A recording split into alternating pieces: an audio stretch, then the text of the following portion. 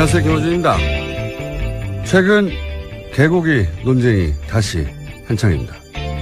개인적으로 개를 키우게 된 이후 더 이상 개고기를 먹지 않게 된 사람 중 하나로 개고기 반대론 진영의 비위생적 축산 환경, 비윤리적 도축 과정에 대한 지적 크게 공감합니다. 그런데 개고기를 육류로 소비하지 않는 사회가 되기를 바라는 사람 중 하나임에도 여전히 동의가 되지 않는 주장들도 있습니다. 예를 들어서 해외에서 야만적이라 비난한다. 개는 특별해서 애초부터 식용이 아니다. 그런가요? 식문화는 그 지역 자연과 환경 하에서 사람이 적응해가면서 오랜 세월 자연스럽게 만들어진 거죠. 더 우월할 것도 더 부끄러울 것도 없는 거 아닙니까? 개는 특별한 동물이 안 된다는 주장을 가만히 따지고 보면 대단히 이기적인 인간 중심의 사고죠. 돼지한테는 물어봤나요? 니네 개보다 덜 귀여운데 인간을 위해서 죽어주는데 불만이 없냐고. 어떤 동물도 인간을 위해 먹히기 위해 태어난 운명 같은 건 없는 거죠. 자연 수명 이전에 인간이 먹겠다고 다른 생명을 죽이는 건 개든 아니든 그 자체로 잔인한 겁니다. 사랑하는 개가 고기가 되는 걸 지켜보기 힘들다는, 그래서 당장 중단시키겠다는 간절함은 100번 이해가 가는데, 그런 자신의 사랑이 누군가를 단죄할 근거가 저절로 되는 건 아닙니다. 그래서 특정 식문화를 윤리적 단죄의 대상으로 만들어서 중단시키겠다는 시도를 볼 때마다 저 방식이 과연 옳은가, 그리고 그렇게 해서 해결이 가능하겠는가 묻게 되는 겁니다. 초복의 김호준 생각이었습니다.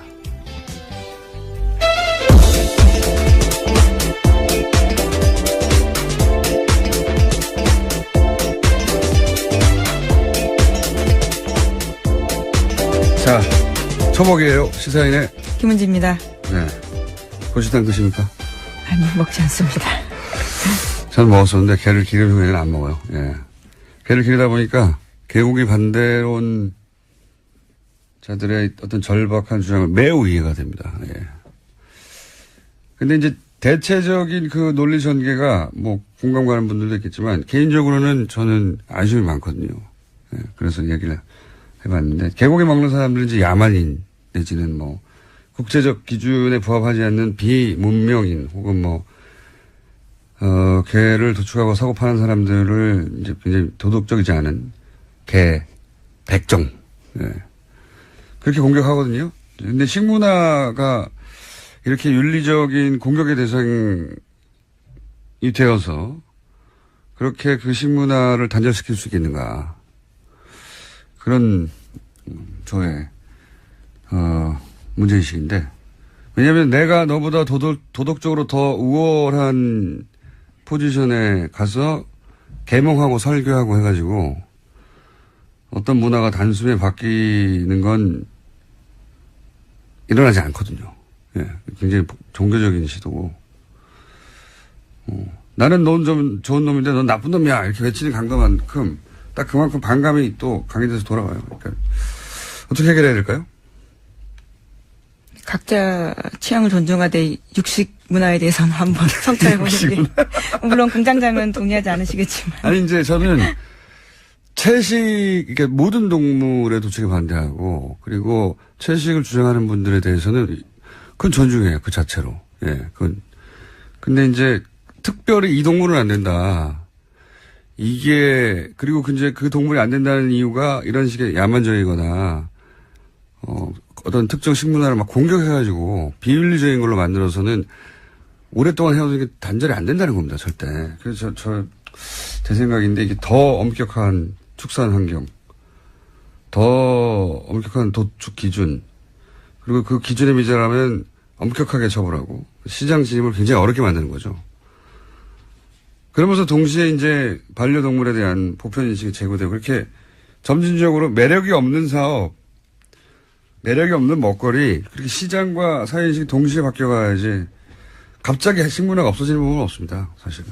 이 육식에 대한 남다른 성찰을 지금 보여주고 계십니다. 왜냐하면 제 기억으로는 몇십 년간 이 논쟁을 지켜본 것 같은데 전혀 진도가 안 나가는 것 같아서 왜 진도가 안 나가는지 가장 진도를 뽑고 싶어 하는 분들이 잘 모르는 것 같아서 한마디 보태줍니다.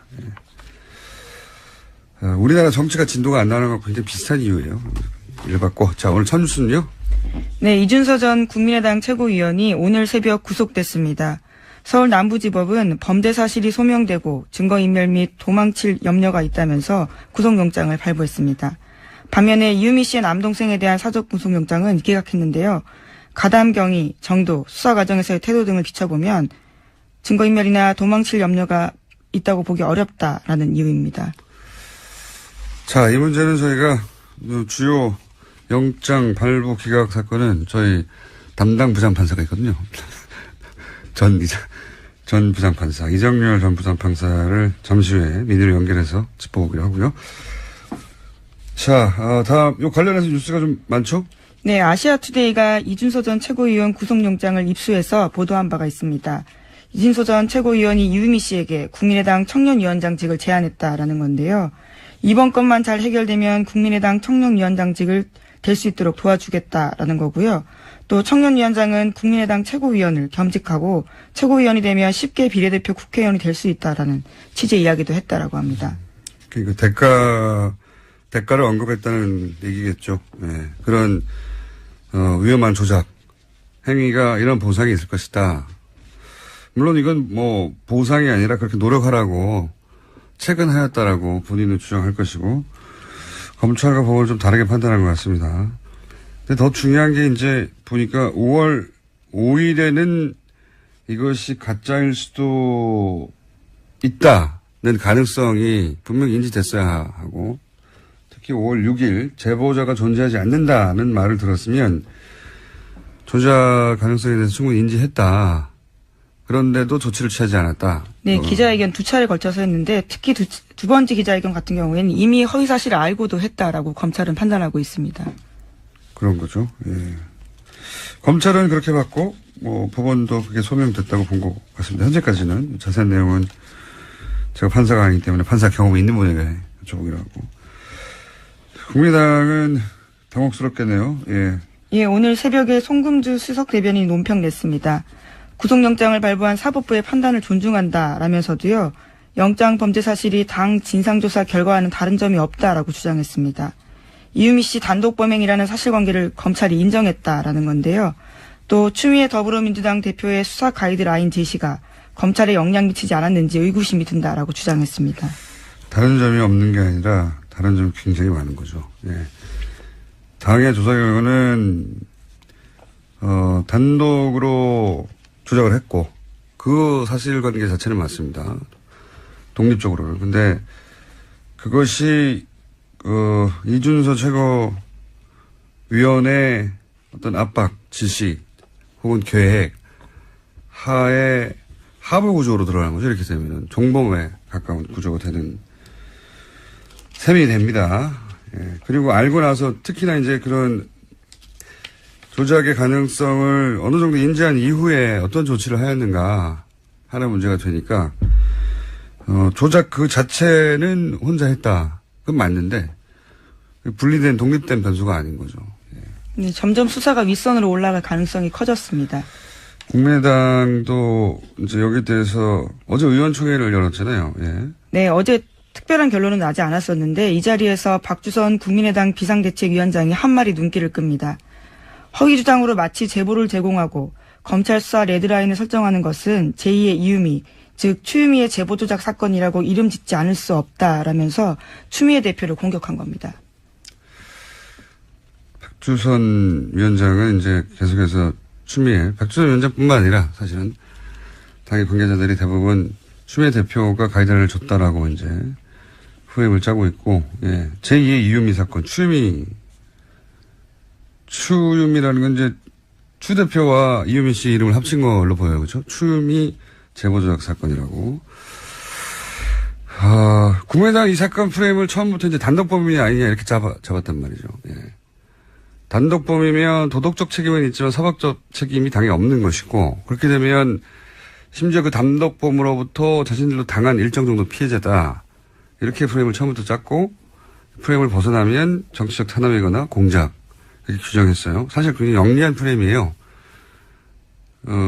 검찰 수사가 이유미 씨 조작이 단독이라는 게 결론이 나기만 하면 이유미 씨 외에는 모두 다 사법적인, 혹은 정치적인, 어느 정도 사면을 받게 되는 그런 전략.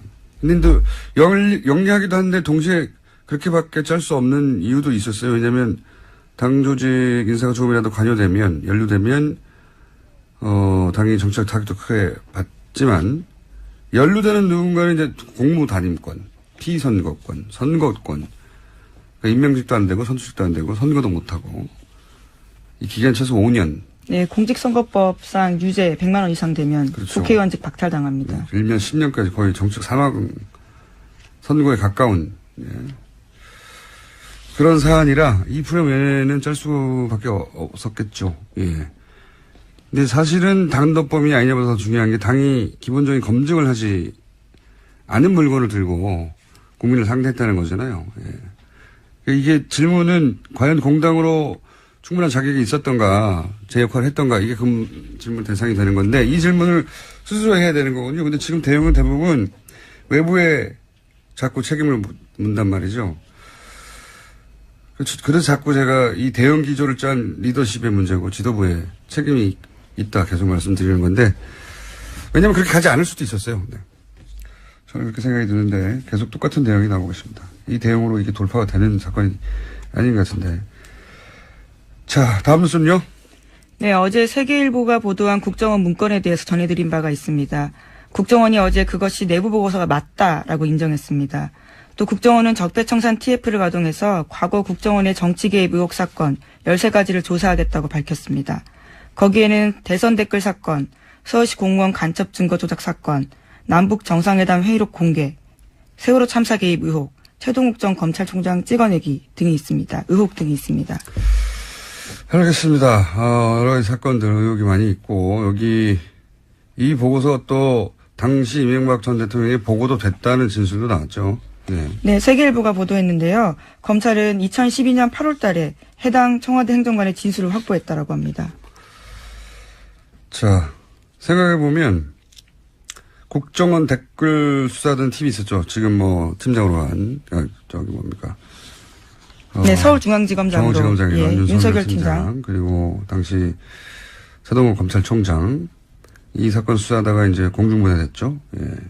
근데 이 댓글을 수사하던 수사팀은 정작 이런 문건이 검찰 내에 존재했음에도 불구하고 몰랐어요. 이 사람들에게 검찰이 당연히 제공했을 것 같은데 검찰 내부의 일이라. 이 팀이 정말로 고립된 채 움직였다는 거죠. 예. 네, 700건이나 이상이 있었다고 하는데 문건이 전혀 몰랐다라고 합니다. 검찰이 이 문서를 이미 갖고 있었다는 겁니다. 그 당시에도. 그런데 관련 사건을 수사하는 수사팀에도 제공해 주지 않았다는 거죠. 예. 그래서 그 팀은 이제 공중분해가 됐고. 다음 뉴스는요? 네, 이러한 사실이 알려지자 이명박 전 대통령 쪽에서는 다 끝난 일인데 끄집어내는 의도가 뭐냐라는 발언을 하고 있다고 합니다. 그렇게 얘기해야 되겠죠. 예. 다 끝났는지 아닌지는 이제 두고 보면 알겠고요. 예. 다 끝나지 않은 것 같아요. 이제 시작인 것 같습니다. 예. 다시. 뉴스 공장에 할 일이 많아질 것 같다는 불길한 예감이. 자, 다음 뉴스는요? 네, 어제 감사원은 면세점 사업자 선정 과정에 비리가 있었다라고 발표했습니다. 지난 2015년 7월 관세청 관련된 내용인데요. 심사 과정에서 점수를 조작해서 롯데를 일불로 뺐다라는 겁니다. 네. 최순실의 향기가, 예. 그러니까 이제 당시를 되돌아가 보면, 롯데가 말을 잘 안 듣던 시점 아닙니까? 뭘 내라고 하는데, 돈을 안 내고 건물 지어줄게라고 대응한다든가. 네, K스포츠 재단과 관련해서 스포츠센터 하남의 땅 부지 마련하고 돈 내라고 했었는데요. 그 당시에 돈을 내지 않고 오히려 건물을 지어주겠다 역제안을 한 바가 있습니다. 네. 이게 물론 롯데가 자격이 안 돼서 예, 탈락했을 수도 있습니다. 그런데 지금 밝혀진 것이 점수가 조작됐다는 거니까 의도를 가지고 탈락시킨 것으로 보여지고 더 재밌는 것은 그 다음 해에 면세점 내고 휴가됐는데 거기 롯데가 포함됐다. 네, 면세 점수 늘리라고 하는 것도 박근혜 전 대통령 지시였다라고 합니다. 이게 왜 말이 안 되냐면 면세점은 2년에 한 번씩 추가하는데 이렇게 롯데가 2015년에 빠지고 나서 2016년에 1년 만에 다시 대통령이 넣어라 해서 넣었던 사안. 이때는 이제 내가 말을 잘 들었나 보죠. 라고 의심할 만한 정황이 구체적으로 나온 거고요. 자, 시간이 미인을 해야 되기 때문에 제목 정도를 간단하게 짚고 넘어가죠. 네, 박근혜 전 대통령이 어제도 자신의 재판에 나타나지 않았습니다. 이틀째 안 나온 건데요. 유영하 변호사는 인대 쪽에 이상이 있다라고 주장했습니다. 그러자 검찰에서는 구치소에서 확인해 본 결과 네 번째 발가락을 구치소 문지방에 부딪혔다. 다른 이상은 없다라고 이야기했는데요. 재판부는 진단서 제출을 요구했습니다. 네 번째 발가락을 굉장히 구체적이네. 구치소에서 네 번째 발가락을 부딪히셨다고. 예. 아프실 예정인 것을 제가 이렇게 소화하고 있다고 말씀드렸는데. 아참, 그리고 면세점을 그렇게 심사하는 것은 관세청이 하는 것이고, 저희가 한 달 전쯤에 관세청장 인사 개입 문제 얘기했었고, 충성사행 얘기했었잖아요. 네, 네. 최순실 인사였다라는 거죠. 왜 천호목. 이렇게 관세청장에 관심이 많았을까? 예, 연결되는 뉴스였습니다. 자, 박근혜 대통령께서는 아프실 계획이 이제 실행에 옮겨진 상태고요. 제목 하나 정도 읽고 오늘 끝내야 될 것 같습니다. 네, 어제 정의당에서 초선의 이정미 의원이 당대표로 선출됐습니다. 알겠습니다. 신민남 대표는 저희가 조만간 모시기로 하고요. 여기까지 해야 되겠습니다. 시사인의 김은지였습니다. 감사합니다. 계속해서 민입니다. 이준서 전 최고위원이 영장 발부가 됐는데 요 사안 좀 짚어보겠습니다. 이정철 전 부산판사 전화 연결됐습니다. 안녕하십니까? 네, 안녕하십니까. 영장 전담 해설 판사님. 이번에 발부된 이유를 간략하게 정리해 주시면요. 일단 영장이 발부될 때는 이 법원에서 특별한 이유를 기재하거나 밝히진 않아요. 그래서 정확하게는 알 수는 없습니다. 그렇군요. 검찰에서 주장하는 걸 그대로 받아들이기 때문에. 오히려 발부됐을 때는 설명이 없군요. 예. 예, 그렇죠. 그래서 보도에서도 보시겠지만 뭐 범죄 사실 소명이 있고 도주와 증거인멸의 우려가 있어서 발부했다 이렇게만 나오거든요. 예. 이거는 이제 법을 그대로 옮겨놓은 거라서 큰 의미는 없고요. 예. 오히려 보면은 영장이 기각된 그 이유미 씨 남동생 사건 이유를 보면 좀 추측 가능해 볼 수 있지 않을까 싶은데요.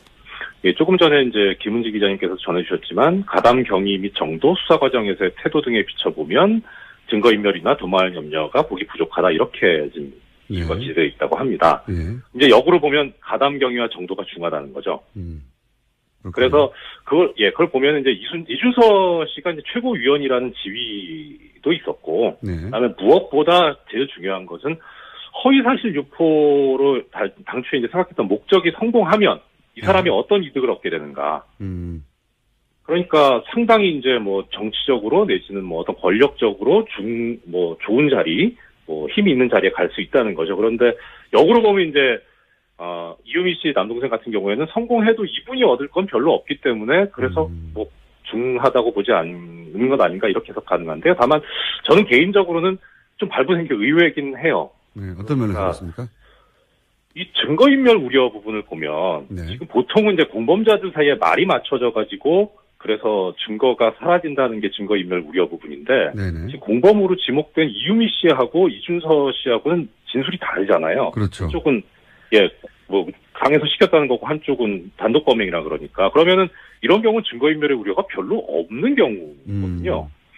그런데도 이렇게 보면은 증거인멸의 우려가 있다고 본 건 오히려 역으로 이유미 씨와의 공범관계에 관한 사실 이것이 증거인멸의 우려가 있다고 본 게 아니라 이 국민의당 머리 부분 하고 증거인멸을 우려할 우려가 있다고 본 것이 아닌가. 그러니까 지금 검찰이 정확하게 어떻게 이제 영장 발부 사유를 기재했고 구체적으로 그건 잘 모르겠으나 만약에 증거인멸의 우려를 거론했다면 그때 이미 구속된 이유미 씨와가 아니라 아직 구속되거나 혹은 사법적 책임을 묻는 대상이 되고 있지 않는 당내에 그런 사람이 남아 있다고 판단한 거네요. 그렇죠. 밖에 나가면 이분들하고 입을 맞출 수도 있다. 그렇죠.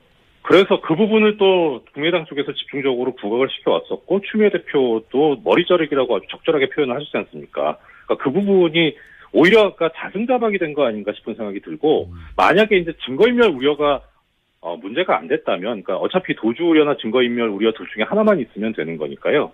그럼 도주 우려가 있었다는 건데 이 부분을 보자면은 도주 우려가 있다고 하려면 실형 선고될 정도의 사안이다라고 본 거라는 거거든요. 이거 아주 중대하게 본 거죠 법원에서. 그리고 수사 과정에서의 태도가 협조적이어서 동생을 구속까지 하는 필요가 없다고 한 걸로 보면 네. 이게 전면적으로 부인하는 것이 오히려 이제 불리하게 작용했나 봅니다. 그러니까 부인하더라도 어느 정도 합리적이면 법원에서 이제 방어권 보장을 위해서 구속할 사유가 상당성이 부족하다 이렇게 판시를 하는데 부인을 해도 뭐 좀 합리적이지 않게 한 것이 아닌가. 그래서 방어권 보장의 이익보다는 구금하는 것이 훨씬 더 공익적인 이익이 크다라고 재판부에서 판단한 것 같습니다. 그렇군요. 역시 판사님 출신이라 명쾌하게 해설을 해주시는군요. 고맙습니다. 예, 전문 분야인데 이 정도 해주셔야죠. 예, 평생 하셨는데. 그런데 이건 어떻습니까? 만약 이제 이렇게 되면 이제 공범을 찾게 되는 나머지 수사가 그쪽으로 가야 될 것 같지 않습니까? 근데 원칙적으로 예. 그런데 이제 궁금한 것은 만약에 지금 이제 공명선거 추진위원단의 부단장이라든가 또는 네. 거기 계셨던 분들이 직접적인 이제 대상이 될 텐데 그분들도 당연히 전면적으로 부인할 거 아니겠습니까? 그렇죠. 예. 그걸 유지해야 하겠죠. 당연히 전면적으로 부인할 것이고 본인들은 몰랐다라는 조작 사실 전혀 몰랐다라고 주장하실 것이고 그게 사실일 수도 물론 있고요. 뭐 네. 검찰의 수사 결과 아닐 수도 있기도 한데 지금 이렇게 구속된 정도라면 어떻게 전망하십니까? 지금까지 검찰이 내놓은 주장도 언론에 보도된 정도 그리고 파악하신 사안의 정도로 보아 일정 정도 책임을 묻게 되는 인사가 등장하게 될까요? 제 생각으로는 예. 통상적인 이 정치계 사건에서 봤을 때 예. 이준서 씨가 이렇게 되면은 본인이 다 덮었을 가능성이 크지 않을까라는 생각은 듭니다. 그러니까 이 사건이 종결된 이후를 생각을 해보면 예. 이준서 씨 입장에서는 나중에 결국은 사실은 그렇지 않지만 본인이 다 스스로 내가 한 것이다라고 해서 뒤집어쓰고 감으로써 당을 지키고 이제 윗선을 보호했다라고 하는 그런 평가를 받을 수 있으면 나중에라도 어떠한 대가를 얻을 수는 있을 거거든요. 10년인데요, 10년. 이렇게 되면. 그거는 피선거권의 문제지 당직이라든가 다른 부분에 있어서는 전혀 다른 문제니까요. 야, 제가 마지막 질문을 잘못한 것 같습니다. 그 부분은 정치의 영역인데. 예, 그렇죠. 네. 판사님이, 예. 판사님이 전망해서 맞을 리가 없는 보통 영역인데. 보면, 그러니까 예. 저는 이제 그냥 법률적인 어떤 법조계의 이런 관행 같은 것을 보면은, 예. 이게 만약에 이준서 씨에 대한 구속영장 청구가 기각이 됐었다면, 어차피 수사는 할 겁니다. 왜냐면은 이게 보고 라인이라든가, 내지는 알게 된 경위라든가 이런 걸 보면은 공범 관계가 어느 정도까지 확대되는지를 조사를 안 할 수는 없거든요. 다만, 이제 강도의 문제인데, 예. 이준서 씨에 대한 구속영장 청구가 기각이 됐었다면은, 그러면은 바로 위에인 이제 부단장급, 거기는 영장 청구를 당연히 안 하겠죠. 어차피 지금 아랫선에서도 기각이 된 마당이라. 그런데 그렇겠죠. 지금 이렇게 되면은 이제 부단장급에 대한 영장 청구도 검찰에서 좀 고려를 해봐야 되는 상황이 된 게 아닌가. 그러면 정말 어느 정도, 예. 예. 그러니까 어느 정도 이제 법원에서, 그러니까 검찰 입장에선 정권 초기이기 때문에 어떻든 간에 지금 이제 나름대로 판단을 하든 어떻든 정권의 향배 어떤 생각을 의중을 염두에 두지 않을 수가 없는데 그래서 영장 청구도 하긴 해야 될 거거든요. 그런데 어느 선까지 할 것이냐에 대해서는 그 눈치를 볼 수밖에 없는 상황인데 그걸 빠져나갈 수 있는 그런 길이 법원에서 영장을 기각을 해줘야 되거든요. 그러니까 이 정도까지 이렇게. 그래서 법원에서 영장이 기각이 됐으니까 우리는 더 이상은 이제 영장 청구를 안 하겠다라고 하는 명분이 생겨버리는데 이 이준서 씨가 지금 영장이 기각이 됐으면 여기서 그냥 끝이었는데 발부돼버리는 바람에 그 윗선까지도 검찰에서 고려를 해야 되는 상황이 돼버린 거죠. 알겠습니다. 여기까지 듣겠습니다. 감사합니다. 네, 고맙습니다. 지금까지 이정열 전 부장판사였습니다.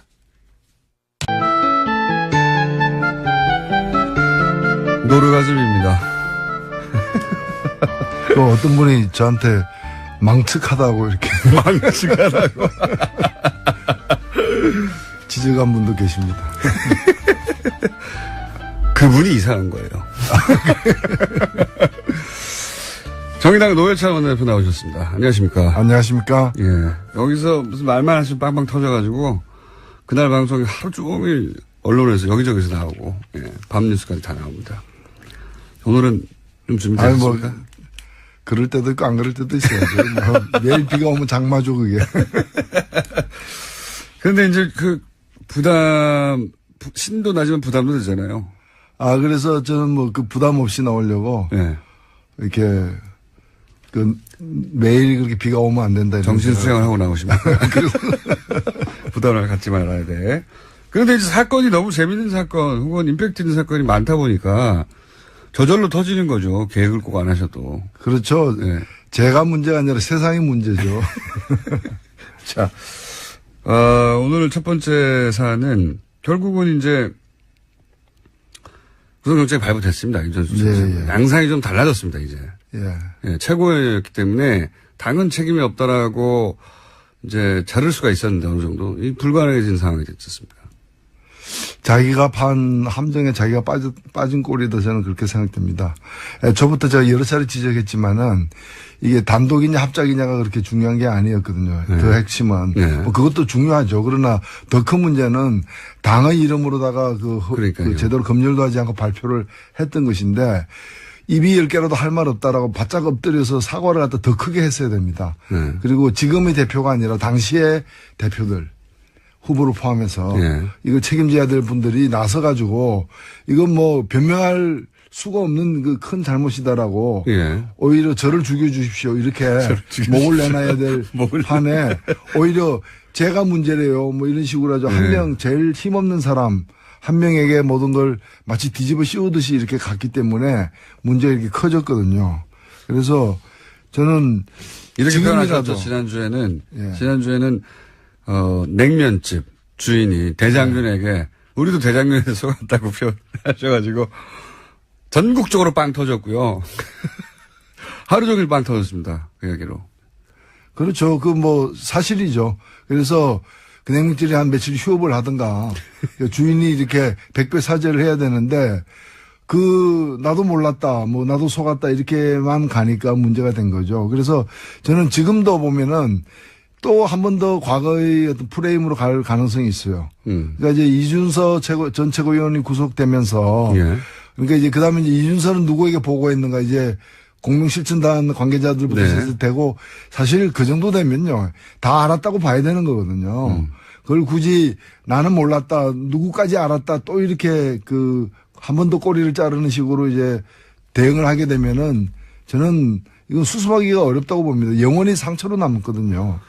이미 수습하기 쉽지 않은 단계까지 갔습니다. 지금 사실. 네, 그렇기 때문에 오히려 지금 많이 늦었지만 지금이라도 그 실제 당시의 최고 지도부들 후보를 포함한 이분들이 나서가지고 오히려 지금 이유미 씨라거나 이런 사람 잘못보다 우리가 더 잘못이 크다. 우리 때문에 맨 처음부터 그렇게 했어요. 네, 그렇죠. 네. 그렇게 나갔어야 되는 거죠. 오히려 이유미 씨를 감쌀 일은 아니긴 한데, 네. 잘못이 있다 하더라도, 그것은 우리가 제대로 체크하지 못한, 그런 왜곡된, 혹은 혹한, 그런 어떤 성과를 세우고 싶은 욕심이 있었다 하더라도, 우리가 충분히 걸러냈으면, 모두가 다 안전해지고, 이유미 씨도 안전해질 수 있었는데, 당연히 제대로 작동하지 못했다. 이렇게 갔어야 되는 거 아닙니까, 원래? 그렇죠. 예. 네. 그건 있어서는 안 되는 일이 발생했기 때문에 국민들에게 사죄하는 식으로 가야 되는데 너무 경쟁하는 정당들을 의식하고 또 몇몇 인물들 보호하려고 하다 보니까 오히려 집이 불타러 버리는 지금 상황이 온 거죠. 자, 오늘은 아직 비유까지는 나오지 않고 있습니다. 자제하고 있습니다. 제가 국민의당 최고 지도부 어떤 한 분을 만났는데 예. 오랜만에 만나자마자 그냥 대장균 이러더라고요. 대장균. 본인을 가리키면서요? 예. 그러니까요. 이 여의도에 계신 분들은 그 표현을 다 들었겠죠. 모든 방송에서 다 나왔으니까요. 8시 뉴스도 나오고 9시 뉴스도 나오고, 예. 하루 종일 정편에서 나오고요. 네. 이걸 어떻게 보십니까? 추미애 대표가 그 시점 직전에, 그러니까 검찰의 영장 청구 직전에 이건 미필적 고의라고 봐야 되는 거 아니냐. 근데 미필적 고의라고 하는 본인이 판사니까 그런 법률 용어를 쓰기도 했겠지만 검찰에 적용할 수 있는 게 그런 혐의이다 보니 이거 지시한 거다, 가이드라인을 제시했다. 지금도 사실 그렇게 얘기하고 있어요. 네. 아직까지는 국민의당의 영장 발부 이후의 논평 초반부를 보면, 새벽에 나온 걸 보면, 아직도 추미애 대표의 가이드라인을 따른 것이다. 근데 그 추미애 대표의 발언을 국민당 입장에서는 좀 아픈 발언이고, 이렇게 환영할 발언은 아니겠죠, 당연히. 그렇겠죠. 예, 그러나 그걸 검찰에게 가이드라인을 제시한 거다라고 얘기한다면, 그러면 이유미 단독 범인이라고 주장한 자신들의 입장도 또 다른 가이드라인을 제시한 거죠. 맞습니다. 예. 네. 그래서 누구나 다 그런 가이드라인 제시한 게 되기 때문에 자기 의견만 말하기만 예. 하면 예. 그리고 무엇보다 저는 좀 더 이 문제가 되는 거는 뭔가면은 그 특검하자는 주장 있잖아요. 예. 아니 그러면 이 사태가 이유미 건이 없었으면은 재수사를 하자는 얘기를 안 했을 거 아니에요. 지역 그렇죠. 비리 의혹이 있는지 없는지를. 예. 근데 이게 발생하니까 그걸 덮으려고 물타기 하려고 한 거잖아요. 누가 봐도 그렇게 보이는데. 그러니까요. 그 주장을 뻔뻔스럽게 계속 한다는 것 자체가 저는 그 정치가 삼류를 벗어나지 못하는 그걸 스스로 자인하는 꼴이라고 이렇게 봅니다. 국민의당의 최근의 대응 자체가 워낙 이제 코너에 몰려서도 그렇겠지만 우리의 잘못이 뭐 3이 있다면 그것을 부풀리거나 혹은 악의적으로 더 퍼뜨리거나 또는 그렇게 만들어낸 바깥에 누군가가 있다. 7이.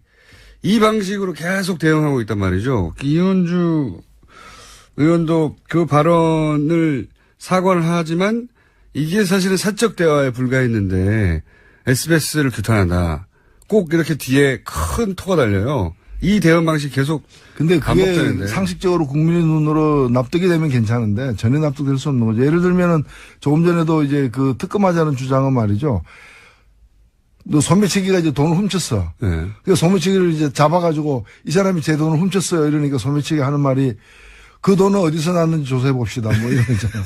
그 돈은 정당하게 번 돈인지. 그 지갑에 있는 당신의 그 돈은 아니 자기가 소매치기 했으면 그걸로 벌 받아야지. 당신 돈은 저 정당하게 번 돈인지 그것도 함께 조사합시다. 특검을 합시다. 그것도 특검으로. 그렇지. 경찰서는 안 되겠는데. 안 되지. 이거 특검에 가야 될 건입니다. 뭐 이렇게 얘기하는 거고. 특검에 안 가려면 둘 다 그냥 풀어주세요. 그러니까. 그런 거지. 이게 되게 순간적으로 나오죠, 이게. 안철수, 이런 와중에 아주 재밌는 해프닝이지만, 안철수 전 대표 속초 맛집에서 발견되는 바람에, 이게 또 크게 화제가 됐습니다. 요즘은 정말 숨을 수가 없어요. 그렇죠. 그럼 그거야 크게 타달 지역경제 활성화. 경제 활성화. 지방경제 활성화를 위해서 노력하고 있는 거죠. 저도 탓할 생각은 없죠. 그렇다고 집 안에서 가만히 있어야 됩니까? 근데 재밌는 것은, 안철수 전 대표는 누구도 어딘지 모르는 것처럼 이야기가 되어 왔는데 그냥 일반인들이 손쉽게 이렇게 밥집에서 발견했다는 게 전 재밌습니다. 그렇죠. 식사를 하셔야 되니까. 예. IT의 문제죠. IT의 문제죠. 이거 어떻게 보십니까? 저는 이제 검찰에 이제 이준서 전 최고위원을 이제 구속을 했기 때문에 이제 마지막 타이밍이라고 생각 들어요. 저는 사실 개인적으로 안철수 그 전 후보가 이걸 보고받고 계속 파헤쳐라 뭐 이런 식으로 그거 알고서 지시했다고 전혀 생각하지 않습니다. 그럼에도 불구하고 당시 후보였고 또 후보를 위해서 한 일들이잖아요. 본인들이 영입한 사람들이고 본인의 라인이라고 하는 사람들이고. 그렇죠. 그렇기 때문에 이 부분에 관해서는 일단은 본인이 대성적으로 가장 큰 책임이 있다라고 이렇게 국민들에게 사죄를 하는. 그 사람들이 본인을 위해서 한 거고요. 예. 그 혜택이 돌아온다면 본인에게 가장 크게 돌아오는 거고요. 그렇죠. 사실은 이렇게 타이밍을 읽긴 잃은 것 같습니다. 그죠?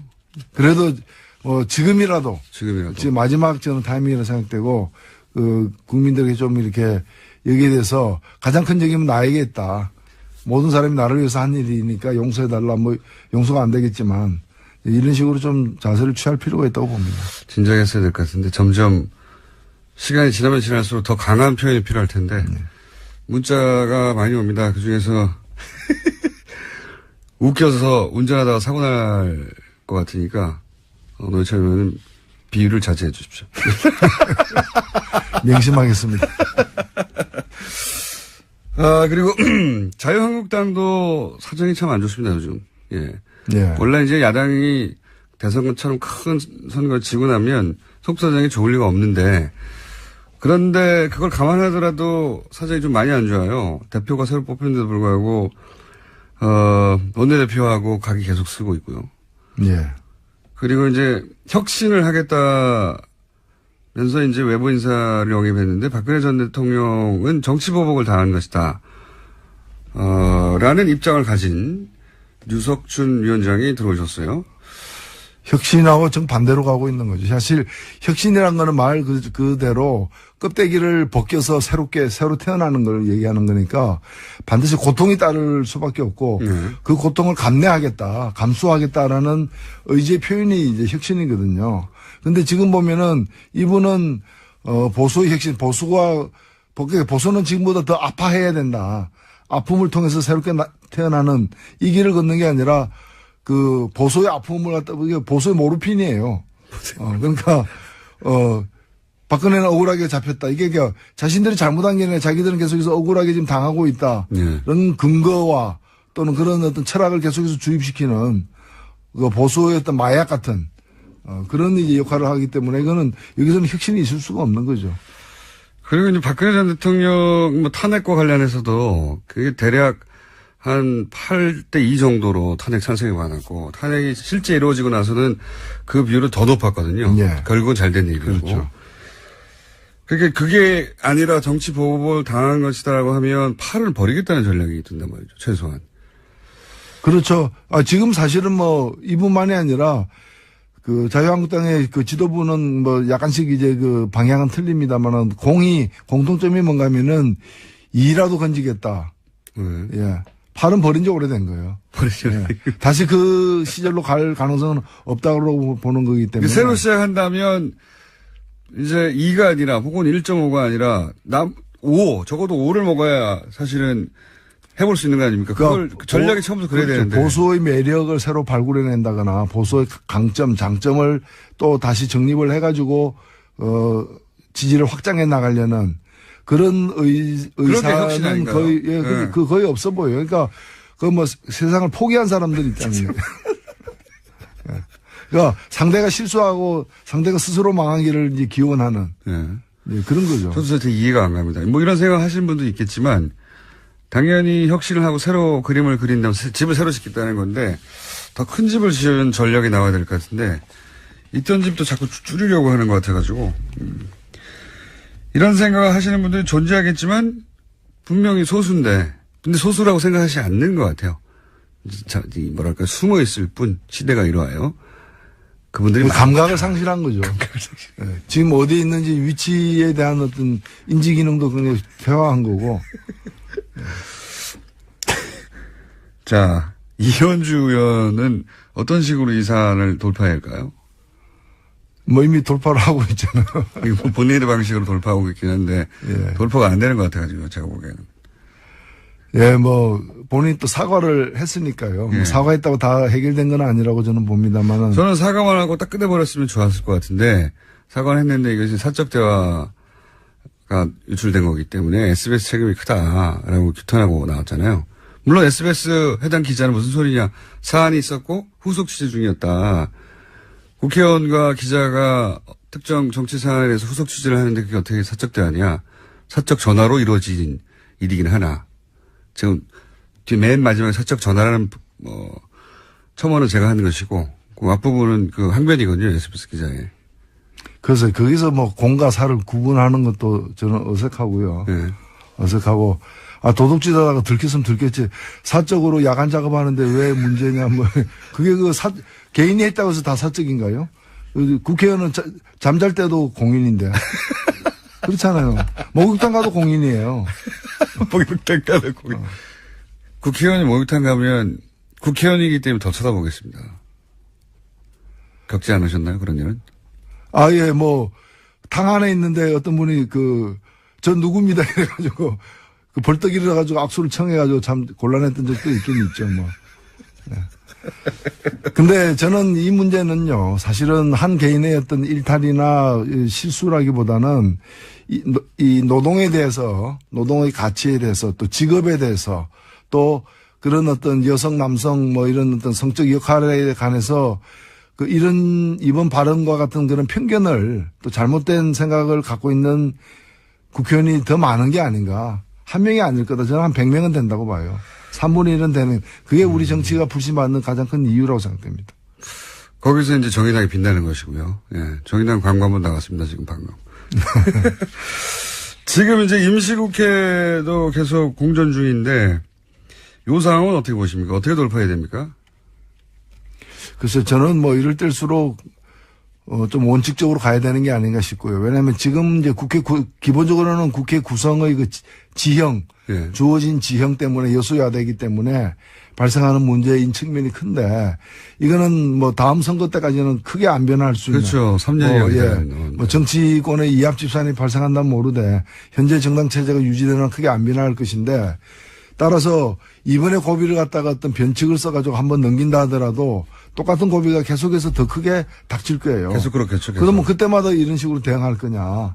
뭐 그런 점에서 오히려 결국 심판은 국민이 내리는 것이고 원칙대로 가야 되는 게 아닌가. 국회의 동의를 반드시 얻어야 되는 인사 문제와 관련해 가지고는 저는 동의를 얻도록 최대한 노력을 해야 된다고 보고 국회의 어떤 검열은 거치되 국무위원처럼 예. 장관청문회처럼 검열은 거치되 결국에는 이제 인사권자가 이제 그 책임을 지고서 인사를 해야 되는 예. 거는 소신대로 저는 해야 된다고 보고요.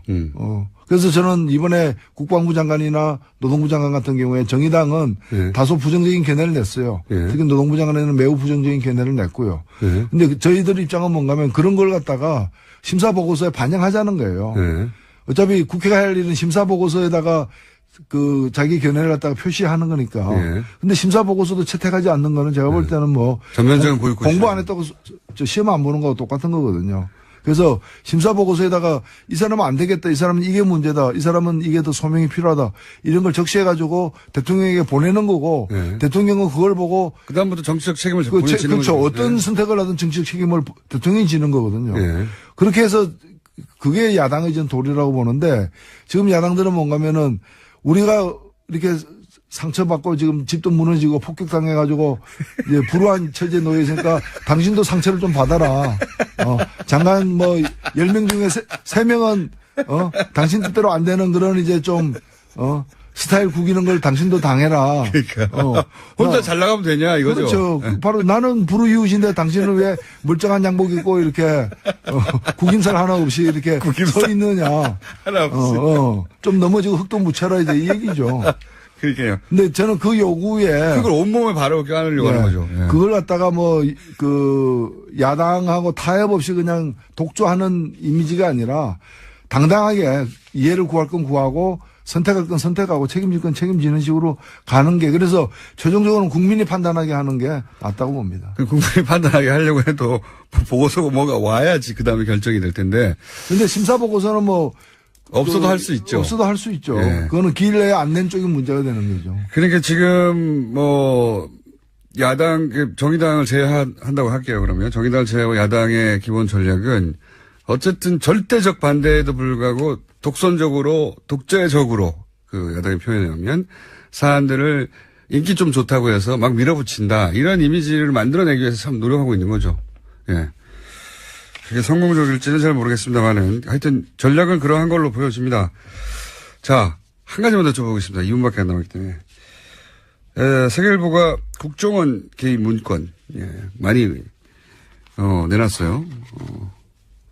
이명박 대통령도 이제 여기에 대해서 왜 다 끝난 사건을 지금 끄집어내느냐 이런 얘기도 나오고 있고. 이거 어떻게 전망하십니까? 역사의 끝이 없죠. 그건 아니 우리가 저 과거의 친일 문제, 과거사 청산 문제 그 70년, 80년 전 일도 다 들춰내 가지고 그렇죠. 단죄를 하지 않습니까? 이거는 뭐 가장 최근의 일이죠. 네. 그리고 뭐 많은 사람들이 기억하고 있는 일이고 저는 국정원이 지금 잘 하고 있다고 봐요.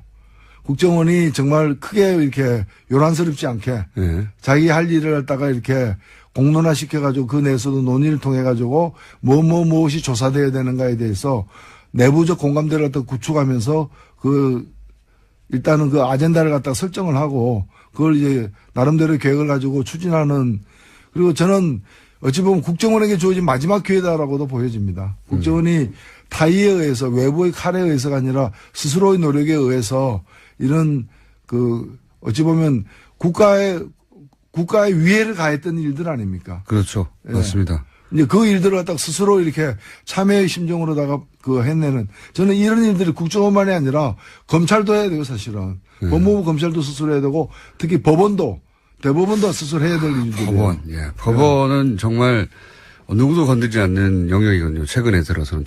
정치권도 꼭 사법부의 판단은 존중한다고 표현해버려요. 최종적인 판단이. 근데 법원도 어느 정도 견제나 비판이나 혹은 뭐 기록이나 관심이 필요한 것 같다는 생각을 최근에 많이 합니다. 그렇죠. 모든 이 정치적 비리의 최종 결제하는 시스템에는 법원이 들어가 있는 거죠. 법원의 결제 없이 마무리되지는 않으니까요. 알겠습니다. 오늘 여기까지 하겠습니다. 지금까지 비유의 달인 정의당의 노회찬 원내대표였습니다. 감사합니다. 네, 감사합니다. 다음 주에 뵙겠습니다. 이 자체는 맞습니다. 독립적으로는. 근데 그것이 이준서 최고위원의 어떤 압박, 지시 혹은 계획 하에 하부 구조로 들어가는 거죠. 이렇게 되면은 종범에 가까운 구조가 되는 셈이 됩니다. 예. 그리고 알고 나서 특히나 이제 그런 조작의 가능성을 어느 정도 인지한 이후에 어떤 조치를 하였는가 하는 문제가 되니까 조작 그 자체는 혼자 했다. 그건 맞는데 분리된 독립된 변수가 아닌 거죠. 예. 네, 점점 수사가 윗선으로 올라갈 가능성이 커졌습니다. 국민의당도 이제 여기에 대해서 어제 의원총회를 열었잖아요. 예. 네, 어제 특별한 결론은 나지 않았었는데 이 자리에서 박주선 국민의당 비상대책위원장이 한 말이 눈길을 끕니다. 허위 주장으로 마치 제보를 제공하고 검찰 수사 레드라인을 설정하는 것은 제2의 이유미, 즉 추미애 제보 조작 사건이라고 이름 짓지 않을 수 없다라면서 추미애 대표를 공격한 겁니다. 박주선 위원장은 이제 계속해서 박주선 위원장뿐만 아니라 사실은 당의 관계자들이 대부분 추미애 대표가 가이드라인을 줬다라고 이제 후회를 짜고 있고, 예. 제2의 이유미 사건, 추유미라는 건 이제 추 대표와 이유미 씨 이름을 합친 걸로 보여요. 그렇죠? 추유미 제보조작 사건이라고. 국민의당 이 사건 프레임을 처음부터 이제 단독범인이 아니냐 이렇게 잡았단 말이죠. 예. 단독범이면 도덕적 책임은 있지만 사법적 책임이 당연히 없는 것이고, 그렇게 되면 심지어 그 단독범으로부터 자신들도 당한 일정 정도 피해자다. 이렇게 프레임을 처음부터 짰고, 프레임을 벗어나면 정치적 탄압이거나 공작. 이렇게 규정했어요. 사실 굉장히 영리한 프레임이에요. 검찰 수사가 이유미 씨 조작이 단독이라는 게 결론이 나기만 하면 이유미 씨 외에는 모두 사법적인, 혹은 정치적인, 어느 정도 사면을 받게 되는 그런 전략. 근데 영리하기도 한데 동시에 그렇게밖에 짤 수 없는 이유도 있었어요. 왜냐하면 당 조직 인사가 조금이라도 관여되면, 연루되면, 당이 정치적 타격도 크게 받지만, 연루되는 누군가는 이제 공무 단임권, 피선거권, 선거권, 그러니까 임명직도 안 되고, 선출직도 안 되고, 선거도 못하고, 이 기간 최소 5년. 네, 공직선거법상 유죄 100만 원 이상 되면 그렇죠. 국회의원직 박탈당합니다. 일면 10년까지 거의 정치적 사망. 안녕하세요, 김호준입니다. 최근 개고기 논쟁이 다시 한창입니다. 개인적으로 개를 키우게 된 이후 더 이상 개고기를 먹지 않게 된 사람 중 하나로 개고기 반대론 진영의 비위생적 축산 환경, 비윤리적 도축 과정에 대한 지적 크게 공감합니다. 그런데 개고기를 육류로 소비하지 않는 사회가 되기를 바라는 사람 중 하나임에도 여전히 동의가 되지 않는 주장들도 있습니다. 예를 들어서 해외에서 야만적이라 비난한다. 개는 특별해서 애초부터 식용이 아니다. 그런가요? 식문화는 그 지역 자연과 환경 하에서 사람이 적응해가면서 오랜 세월 자연스럽게 만들어진 거죠. 더 우월할 것도 더 부끄러울 것도 없는 거 아닙니까? 개는 특별한 동물이 안 된다는 주장은 가만히 따지고 보면 대단히 이기적인 인간 중심의 사고죠. 돼지한테는 물어봤나요? 니네 개보다 덜 귀여운데 인간을 위해서 죽어주는데 불만이 없냐고. 어떤 동물도 인간을 위해 먹히기 위해 태어난 운명 같은 건 없는 거죠. 자연 수명 이전에 인간이 먹겠다고 다른 생명을 죽이는 건 개든 아니든 그 자체로 잔인한 겁니다.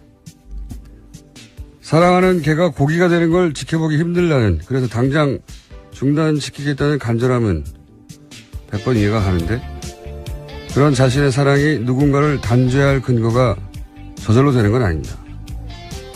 그래서 특정 식문화를 윤리적 단죄의 대상으로 만들어서 중단시키겠다는 시도를 볼 때마다 저 방식이 과연 옳은가, 그리고 그렇게 해서 해결이 가능하겠는가 묻게 되는 겁니다. 초복의 김어준 생각이었습니다.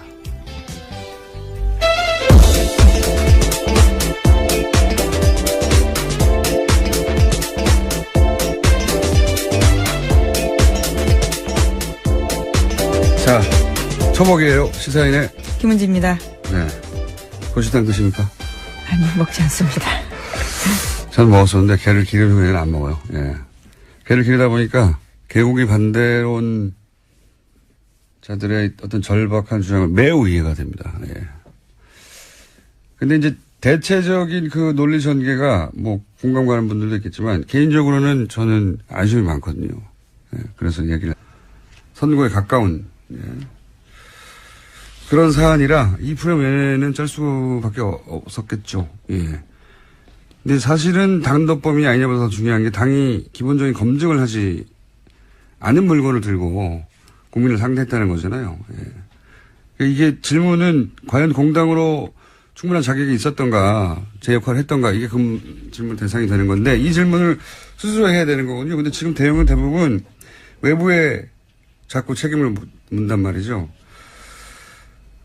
그래서 자꾸 제가 이 대응 기조를 짠 리더십의 문제고 지도부에 책임이 있다 계속 말씀드리는 건데, 왜냐면 그렇게 가지 않을 수도 있었어요. 네.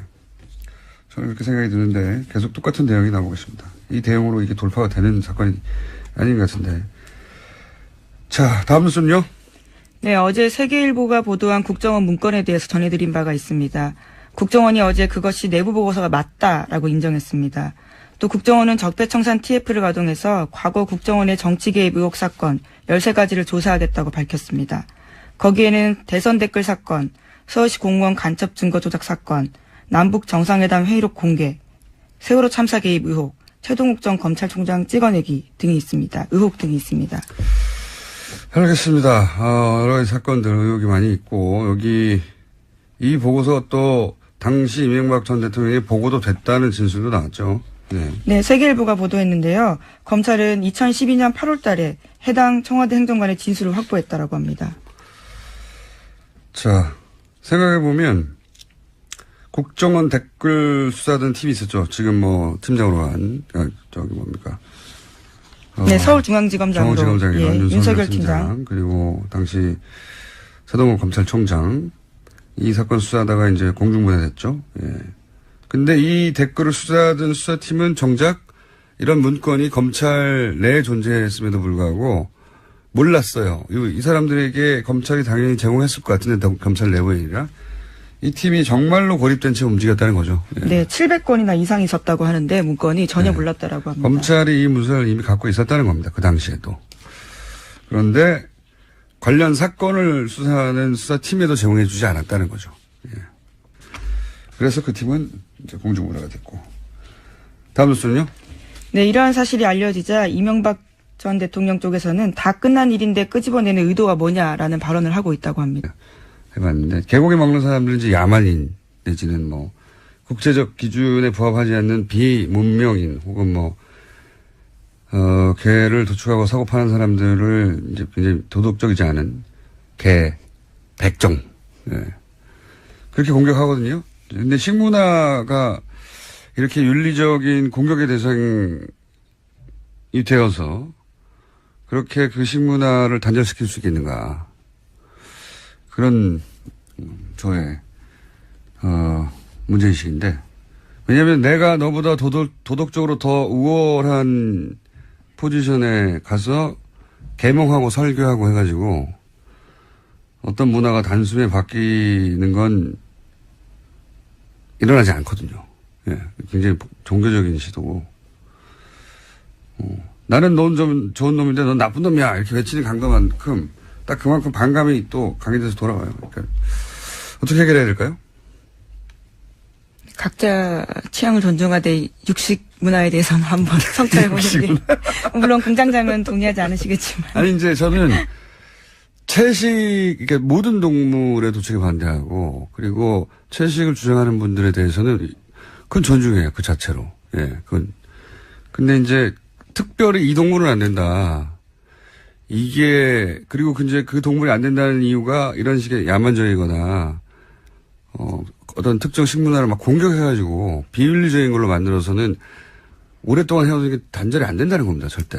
그래서 제 생각인데 이게 더 엄격한 축산 환경, 더 엄격한 도축 기준, 그리고 그 기준에 미달하면 엄격하게 처벌하고 시장 진입을 굉장히 어렵게 만드는 거죠. 그러면서 동시에 이제 반려동물에 대한 보편인식이 제고되고 그렇게 점진적으로 매력이 없는 사업, 매력이 없는 먹거리, 그렇게 시장과 사회인식이 동시에 바뀌어가야지 갑자기 식문화가 없어지는 부분은 없습니다, 사실은. 이 육식에 대한 남다른 성찰을 지금 보여주고 계십니다. 왜냐하면 제 기억으로는 몇십 년간 이 논쟁을 지켜본 것 같은데 전혀 진도가 안 나가는 것 같아서 왜 진도가 안 나가는지 가장 진도를 뽑고 싶어하는 분들이 잘 모르는 것 같아서 한마디 보태줍니다. 예. 우리나라 정치가 진도가 안 나가는 거 굉장히 비슷한 이유예요. 읽었고 자 오늘 첫 뉴스는요. 네, 이준서 전 국민의당 최고위원이 오늘 새벽 구속됐습니다. 서울 남부지법은 범죄 사실이 소명되고 증거인멸 및 도망칠 염려가 있다면서 구속영장을 발부했습니다. 반면에 이유미 씨의 남동생에 대한 사적 구속영장은 기각했는데요. 가담 경위, 정도, 수사 과정에서의 태도 등을 비춰보면 증거인멸이나 도망칠 염려가 있다고 보기 어렵다라는 이유입니다. 자, 이 문제는 저희가 주요 영장 발부 기각 사건은 저희 담당 부장판사가 있거든요. 전 부장판사, 이정열 전 부장판사를 잠시 후에 민의로 연결해서 짚어보기로 하고요. 자, 다음, 요 관련해서 뉴스가 좀 많죠? 네, 아시아투데이가 이준서 전 최고위원 구속영장을 입수해서 보도한 바가 있습니다. 이준서 전 최고위원이 이유미 씨에게 국민의당 청년위원장직을 제안했다라는 건데요. 이번 건만 잘 해결되면 국민의당 청년위원장직을 될 수 있도록 도와주겠다라는 거고요. 또 청년위원장은 국민의당 최고위원을 겸직하고 최고위원이 되면 쉽게 비례대표 국회의원이 될 수 있다라는 취지의 이야기도 했다라고 합니다. 그러니까 대가를 언급했다는 얘기겠죠. 네. 그런 위험한 조작 행위가 이런 보상이 있을 것이다. 물론 이건 뭐 보상이 아니라 그렇게 노력하라고 체근하였다라고 본인은 주장할 것이고 검찰과 법원을 좀 다르게 판단한 것 같습니다. 근데 더 중요한 게 이제 보니까 5월 5일에는 이것이 가짜일 수도 있다는 가능성이 분명히 인지됐어야 하고 특히 5월 6일 제보자가 존재하지 않는다는 말을 들었으면 조작 가능성에 대해서 충분히 인지했다. 그런데도 조치를 취하지 않았다. 네, 기자회견 2차례 걸쳐서 했는데 특히 두 번째 기자회견 같은 경우에는 이미 허위 사실을 알고도 했다라고 검찰은 판단하고 있습니다. 그런 거죠. 예. 검찰은 그렇게 봤고 법원도 그게 소명됐다고 본 것 같습니다. 현재까지는 자세한 내용은 제가 판사가 아니기 때문에 판사 경험이 있는 분에게 여쭤보기로 하고. 국민의당은 당혹스럽겠네요. 예. 예, 오늘 새벽에 송금주 수석 대변인이 논평 냈습니다. 구속영장을 발부한 사법부의 판단을 존중한다라면서도요. 영장 범죄 사실이 당 진상조사 결과와는 다른 점이 없다라고 주장했습니다. 이유미 씨 단독 범행이라는 사실관계를 검찰이 인정했다라는 건데요. 또 추미애 더불어민주당 대표의 수사 가이드라인 제시가 검찰에 영향 미치지 않았는지 의구심이 든다라고 주장했습니다. 다른 점이 없는 게 아니라 다른 점이 굉장히 많은 거죠. 예. 당의 조사 결과는 단독으로 조작을 했고 그 사실관계